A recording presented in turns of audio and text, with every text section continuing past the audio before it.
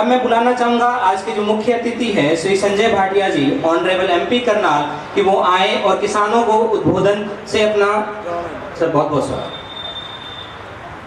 धन्यवाद मंच संचालक महोदय। महाराणा हॉर्टिकल्चर यूनिवर्सिटी के माननीय रजिस्ट्रार डॉक्टर अजय जी हमारे बीच में पहुंचे हैं। डॉक्टर ब्रह्मदेव जी जो प्रोजेक्ट ऑफिसर हैं वो भी हमारे बीच में है। सुधीर जी को आपने अभी सुना ही है जो इसके इंचार्ज हैं। Doctor RN Yadav ji, doctor Nehra जी, डॉक्टर मदन जी, धर्मेंद्र जी जो स्पेशल सेक्रेटरी हैं वो भी हमारे बीच में है। और मेरे सामने मेरे अपने परिवार के सदस्य, मैं किसान परिवार से हूँ तो मेरे किसान परिवार के मेरे भाई बहन यहाँ पर बैठे हैं। कई सौ वर्षों से हमारा परिवार खेती ही करता है। मेरे फादर 88 इयर्स कंप्लीट कर चुके हैं, अभी 89 ईयर लगा हुआ है, और वो आज भी खेती करते हैं और खेती भी सब्जी की ही करते हैं। कभी कभार मैं भी खेत चला जाता हूँ। मेरा भतीजा भी यहाँ पर वो भी खेती करता है, वो भी आया हुआ है। वो यहाँ से ट्रेनिंग भी लेके गया, मुझे बताया, और यहाँ से सीख के उसने वहां पर अपने खेत में एक्सपेरिमेंट भी किया। मैं वाकई में यहाँ आने के बाद बड़ा अचंभित हूँ। मैं डॉक्टर सुधीर यादव का दिल की गहराइयों से धन्यवाद करता हूँ, मदन जी का धन्यवाद करता हूँ। जब मेरे को बुलाने के लिए आए थे तो इन्होंने कहा थोड़ा सा टाइम जरूर निकालना। दिन में 2 बार 3 बार मैं यहीं से निकल के जाता हूँ, करनाल पानीपत, पानीपत करनाल, दिन में 2-3 चक्कर ऐसे लगते हैं। मेरा मन भी था कि मैं रुकूं, एक आधी बार आया भी सही, ऑफिस में बैठ के चला गया, लेकिन आज मैंने बड़े ध्यान से देखा। अगर हिंदुस्तान में अगर कोई परिवर्तन हो सकता है, हिंदुस्तान में कोई बदलाव हो सकता है, चाहे वो आमदन के मामले में, कमाई के मामले में, समृद्धि के मामले में, ताकत के मामले में अगर कुछ हो सकता है, तो जो टेक्नोलॉजी आज हम देखने के लिए साक्षात देख रहे हैं, इसी टेक्नोलॉजी की वजह से खेती की जमीन की हमारे पास कमी नहीं है, लेकिन हम प्रॉपर उपयोग नहीं कर रहे। अंधाधुंध खार दवाई करके जमीन भी बंजर होती जा रही है और जमीन के नीचे का पानी भी खराब हो रहा है और जमीन के नीचे का पानी खत्म भी हो रहा है, जबकि वो सारा का सारा गैर जरूरी है। जितने हम ट्यूबवेल लगाए जा रहे हैं, बोरिंग लगाए जा रहे हैं, सारा पानी खत्म करते जा रहे हैं और कमाई फिर भी नहीं है। और जो बीमारियों को न्योता हम देते हैं खाद दवाई, पेस्टिसाइड ज्यादा यूज करके कंपटीशन में, जो बीमारियों को हम न्योता दे रहे हैं, रोज कैंसर के केसेस बढ़ते जा रहे हैं। मैं आप सब लोगों से प्रार्थना करूंगा कि इसमें भी एक आंदोलन की जरूरत है। इस टेक्नोलॉजी को अपनाना चाहिए। लेकिन एक बात सुधीर जी मैं आपसे भी कहना चाहूंगा, आप मंच पे बैठे हैं, आप कुछ भी कर सकते हैं, आपकी टीम कुछ भी कर सकती है। मैं बैठा बैठा सोच रहा था, जब आप डिटेल में समझा रहे थे, आप समझा रहे थे और कुछ किसान उठ के जा रहे थे, इसका मुझे लगा कि उनकी बात ऊपर से जा रही है, उनको समझना नहीं आ रहा। तो मेरे ध्यान आया कि ये धरती जो है, यहाँ गीता का उपदेश चला, 18 अध्याय कृष्ण भगवान ने अर्जुन के आगे पढ़ दिए कि भाई तू कर्म कर, तू युद्ध कर, तू ये कर, वो कर। उसके समझ में नहीं आई, इतना समझा लिया, उसके समझ में नहीं आई। अंत में स्वयं कृष्ण को साक्षात भगवान का रूप करके उसको प्रैक्टिकल दिखाना पड़ा, अपना विराट रूप दिखाना पड़ा। तो मैं मानता हूं कि आप टेक्नोलॉजी को समझाएंगे, लेकिन उसकी जो प्रोग्रेस है, ग्रोथ है, बड़ी स्लो रहेगी। 10 एकड़ बढ़ेगी, 20 एकड़ बढ़ेगी, 50 एकड़ बढ़ेगी। मैं आपसे पूछ रहा था, आपने कहा 3000 एकड़ पूरे हरियाणा के अंदर है। जितने साल पहले हमारा सेंटर बना, तो आज तो 30,000 एकड़ हमारी होनी चाहिए थी कम से कम, लेकिन 3000 एकड़ तक हम पहुंचे।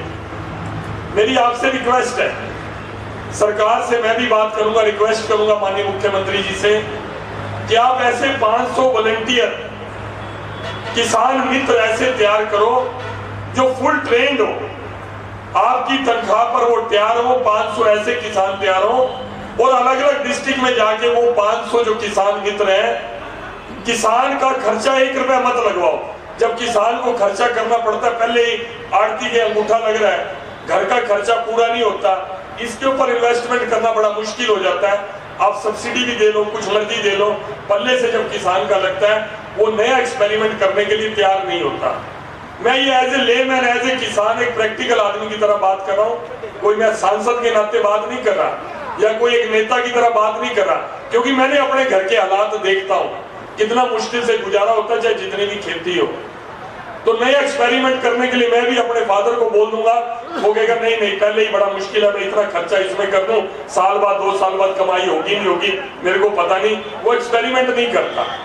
लेकिन अगर आपने वो किसान मित्र, मुझे नहीं पता प्रैक्टिकल ये सुझाव ठीक है कि नहीं है, 500 किसान मित्र आपने तैयार कर दिए और आपने उसको 500 एकड़ का ही टारगेट दे दिया पूरी स्टेट के अंदर। जब किसान के खेत में जाकर वो उस तरह का कामयाब करके उस 1 एकड़ को, और 1 एकड़ में किसान को कहना भाई तेरा 50,000 का ठेका है, तेरे 50,000 तो तेरे खाते में आएंगे, ऊपर की इनकम भी सारी तेरी है, तो किसान वो एक्सपेरिमेंट कराने को तैयार हो जाएगा। अगर आपने वो 500 एकड़ करके दिखा दिए, पूरे हरियाणा के अंदर एग्जाम्पल करके दिखा दिया, तो उस 500 एकड़ को देखकर 5,000 एकड़ की खेती करने वाला वो किसान और साथ में आस पड़ोस वाला तैयार हो जाएगा। अदरवाइज जितना मर्जी हम यहाँ पर ट्रेनिंग दे, प्रैक्टिकल करें, ग्राउंड में जाके चैलेंजेस अलग हो जाते हैं। ग्राउंड में जब किसान खेती करता है वहां पर चैलेंजेस अलग हो जाते हैं। मैंने किसान के मन की बात करने का प्रयास किया, मुझे ये भी नहीं कि आप ताली बजाओ कि ना बजाओ, मुझे लगा कि प्रैक्टिकल मैंने अपने घर में ये दिक्कत देखी है, तो अगर ऐसी कोई बात हो तो ऐसा कोई प्रपोजल आप मेरे को बना के देंगे। हमारे मुख्यमंत्री जी इतने नेक आदमी है, संत आदमी है, उनको, वो भी किसान परिवार से, उनकी भी 3 एकड़ की खेती है, 1 एकड़ तो उन्होंने दान कर दी, सिर्फ अभी 2 किले उनके पास है। अगर उनके समझ में ये बात आ गई तो जो 2-2, 3-3 एकड़ वाले, आज वैसे ही बेरोजगारी की समस्या बहुत है, युवा आदमी कहता है यार 1 किले की 2 किले की खेती में बचना क्या है, खर्चा भी पूरा नहीं होता। जब आपका बताया हुआ रास्ता, क्योंकि मुझे पता है कि आप कमाना चाहो तो 1 एकड़ से 20-20 लाख रुपए की फसल आपने उठाई है, आप कमवा सकते हो 20 लाख रुपए। अगर आप ऐसा कोई प्रपोजल बना के मेरे को दो और मैं उसको लेकर पकड़कर माननीय मुख्यमंत्री के पास जाऊं, मुझे लगता है कि कोई बात नहीं, सरकार को इस खर्चे की 500 किसान मित्र तैयार हो जाएंगे जो जगह जगह खेतों में जाके एक्सपेरिमेंट करेंगे, या किसान के खेत में 1 एकड़ में जितना खर्चा होगा सरकार एक बार में दे देगी। तो मेरा मन कह रहा है कि उसका रिजल्ट ग्राउंड के अंदर काम करने का मुझे लगता है कि ज्यादा आएगा।